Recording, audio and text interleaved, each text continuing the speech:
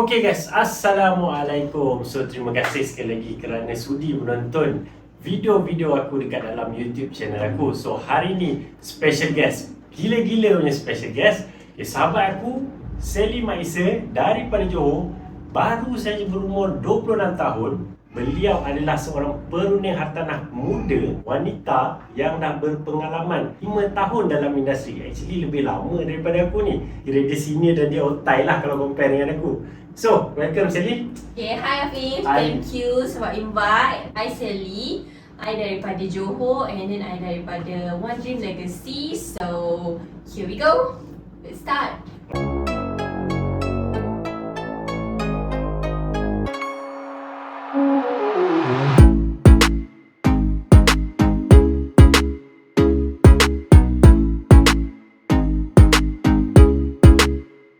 So, aku nak tanya pada kawan kita ni, Sally, macam mana Sally bermula sebagai perunding hartanah?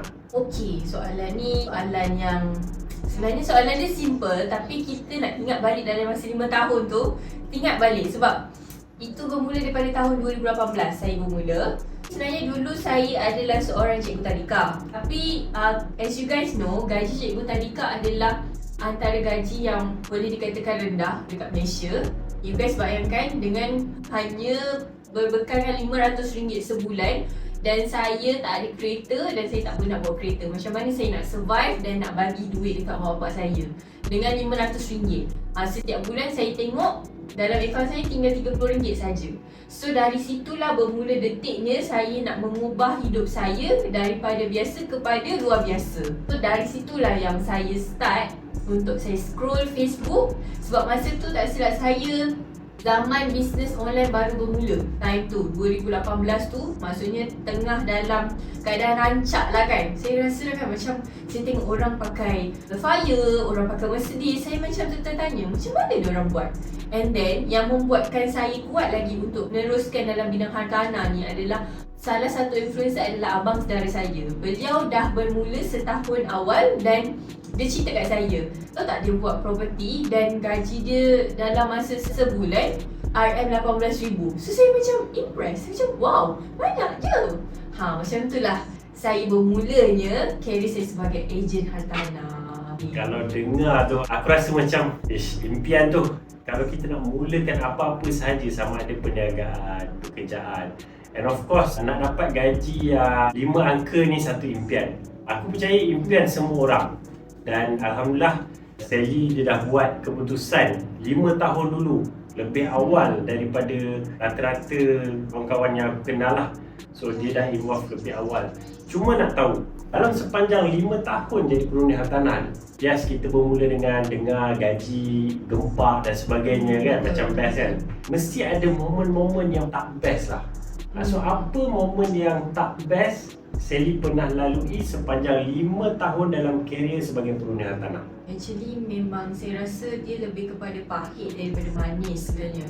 Sebab saya bermula dengan saya tak ada apa-apa. Even handphone pun masa tu saya pakai apa yang ada je. And then saya tak pandai bawa kereta. Saya tak ada kereta, which is kereta ni antara keperluan paling utama untuk you jadi ejen hartanah. You bayangkan, I duduk dekat kawasan pedalaman tau, dekat Johor Bahru tu. Kira pedalaman. So bila I nak pergi viewing ataupun apa-apa appointment, I memerlukan kereta. Nasib baik Grab dah ada tau. Bila Grab dah ada, saya menggunakan perkhidmatan Grab tu. Sebab saya bukan daripada keluarga yang senang, which is mak saya pun bukan yang pandai bawa kereta, and then saya tak nak menyusahkan orang. Jadi setiap kali saya nak pergi viewing tu, saya kena ambil Grab untuk saya pergi appointment. So tu antara permulaan yang saya rasa aku kena ubah hidup aku. Kalau tak, siapa nak tolong aku?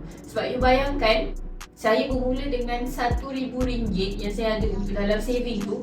Duit tu lah saya rolling untuk saya makan, saya pergi viewing dan juga saya close deal. Lepas tu terpaksalah tebalkan muka ni untuk minta tolong kawan hantar pergi viewing. Antara momen yang saya rasa macam aku kena ubah hidup aku kena dapatkan kereta juga. Sebab aku rasa macam dalam dunia property ni boleh ubah hidup aku. Okay, so tu antara yang momen saya ingat, which is 2018. You guys bayangkan, dalam masa 1 tahun Sally tak ada kereta, terpaksa pergi kerja naik Grab, and then lepas habis kerja tu Sally akan minta tolong kawan untuk hantar balik rumah. Guys, bayangkan dengan tak ada gajinya, dengan ada duit RM1,000 je dalam akaun, macam mana you nak rolling. Lepas tu bila 6 bulan tu sebagai ejen, you dah jadi ejen, you dah buat sale, bila tiba masa nak dapat gaji, you bayangkan majikan you tak dapat bayar. So tu antara momen yang saya rasa macam down, and then saya rasa macam nak give up dalam dunia property ni, sebab saya rasa macam buat apa aku buat sungguh-sungguh tapi end up aku tak dapat pun gaji tu. So selama yang 6 bulan saya betul-betul rumus nak cari sale tu, sebenarnya hanyalah untuk bagi orang lain punya kesenangan. Sampai sekarang saya tak dapat pun gaji tu. So antara momen yang saya rasa saya ingat sampai sekarang. I see. So kalau kita dengar dalam dunia sebagai orang kata ejen hartanah, perunian hartanah ni bukannya selalu indah. Kalau kita dengar cerita Sally tadi, permulaan dengan tak ada income. Bila korang jadi ejen hartanah, korang jadi perunian hartanah, korang kena faham korang tak ada gaji. Korang punya income ni memang base pada sales. Bayangkan starting tu nak kena keluarkan kos, income tak ada, dah dapat close deal, tak dapat pula duit dia. Aku dengar macam wow, meremang. Macam mana Sally boleh bertahan, dan so far betul kita orang yang ada semangat. Benda-benda ni bukan menjadi satu halangan, dan so far sehingga hari ni, sampai hari ni masih lagi kan? Tak tukar bisnes lagi kan? Tak. Masih yang sama. Alhamdulillah. So maksudnya masih maintain lagi sehingga hari ni dah 5 tahun, dan insyaAllah akan berterusan sehingga bila-bila. InsyaAllah, amin. InsyaAllah, amin. Dan kalau kita dah dengar tadi, worst case ataupun situasi yang paling antara yang tak best, bukan itu saja. Pastinya kalau ejen-ejen yang dah lama, mereka yang dah banyak pengalaman, memang akan melalui banyak fasa-fasa yang tak best. Tapi again, itu bukan satu halangan. Cuma aku nak tanya Sally, kita dah tahu pasal antara yang tak best, tapi dalam 5 tahun tu takkanlah tak ada yang best. Of course ada yang best. Yang best tu lah yang kita nak dengar kan sebagai perunian hartanah. Sebenarnya Sally berpegang kepada satu ayat, trust the process. Mula-mula Sally punya mentor cakap tau, Sally, you nak give up, you ingat balik macam mana you mula. Dia keep ulang perkataan trust the process. Bila Sally dah 5 tahun dalam dunia property, barulah Sally faham sebenarnya maksud trust the process tu apa. Sebab dalam proses setahun tu sebenarnya ada tempoh you guys belajar macam mana ups and down, macam mana you nak selesakan diri you ni dengan property, you know, dengan commission yang kadang-kadang lambat, kadang-kadang tak masuk, and then ada case yang berjalan agak tak smooth, and then macam mana you nak survive. So daripada situ saya belajar. And then antara momen yang best Sally adalah pada tahun pertama tu, instead of Sally tak dapat commission yang dijanjikan, tapi at the same time Sally buat keputusan untuk berhenti daripada company tu, and then Sally continue dengan company lain, which is Alhamdulillah Sally boleh make it money dekat dalam company tu, and dalam masa 1 tahun Sally dah boleh jual hampir 20 biji rumah dalam masa setahun, which is masa tu Sally rasa macam sangat bangga dengan diri sendiri tau. Sebab Sally dah boleh rasa pakai kereta, and then I dah boleh start untuk susun I punya financial, and then what's next, okay? Daripada situlah Sally belajar. Best things adalah dalam masa 5 tahun ni, kalau korang nak tahu, Sally dah boleh achieve 2 biji kereta dan juga 1 biji rumah untuk Sally punya mak ayah. So tu antara momen yang Sally rasa macam wow, I did it. Akhirnya. And then Sally dapat kereta yang pertama pada usia 23 tahun, which is tahun 2019. Okay, Alhamdulillah Sally dapat kereta yang kedua pada tahun 2021, which is tahun lepas. And Alhamdulillah dalam tahun yang sama Sally dapat belikan sebiji rumah untuk mak ayah tinggal untuk lebih selesa. So tu antara momen yang paling best dalam hidup Sally. Sebab bila you rasa macam okay, this is it, effort kita tu berbaloi, and Sally rasa macam okay, Sally tak boleh tinggalkan property ni. Property ni adalah Sally punya life. Benda macam tu. Dengar apa yang Sally share tadi, antara yang aku rasa tertarik, satu, trust the process. Aku sendiri sebagai perunian hartanah, aku melalui fasa tu, dan aku percaya kita bukannya nak wait for the result, tapi sebenarnya kita kena lebih trust the process. Sebab daripada satu proses kepada satu proses yang membawa kita kepada kejayaan. Fail banyak kali pun tak apa, rugi banyak kali, kena tipu pun tak apa. That is the process. And then yang kedua, apa yang Sally share tadi, antara yang aku rasa bagus untuk kawan-kawan menonton ni dengar, kalau ada isu dengan your agency contohnya, it's not the end of the world.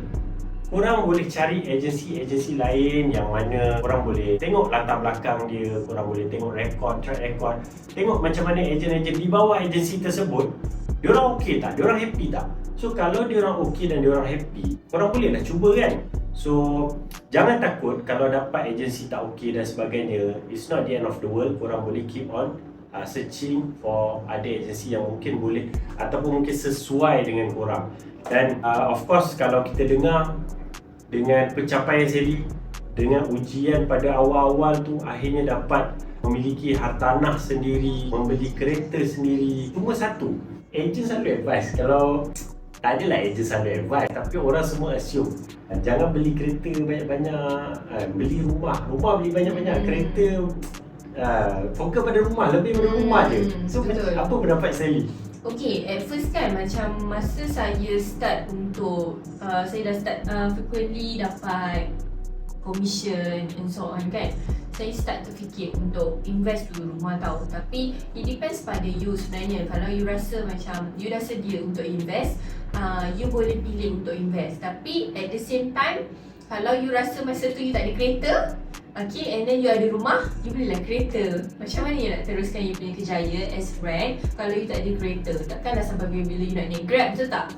And then for my advice is actually you kena ada simpanan yang kuat. Okay, actually untuk 6 bulan hingga 1 tahun, the best is 1 tahun punya simpanan lah. Sebab kita tak tahu kerjaya rent ni adalah kerjaya yang naik turun, which is hari ni you naik, esok you boleh turun. Tu antara kita punya journey, which is memang dah lumrah sebagai rent kan.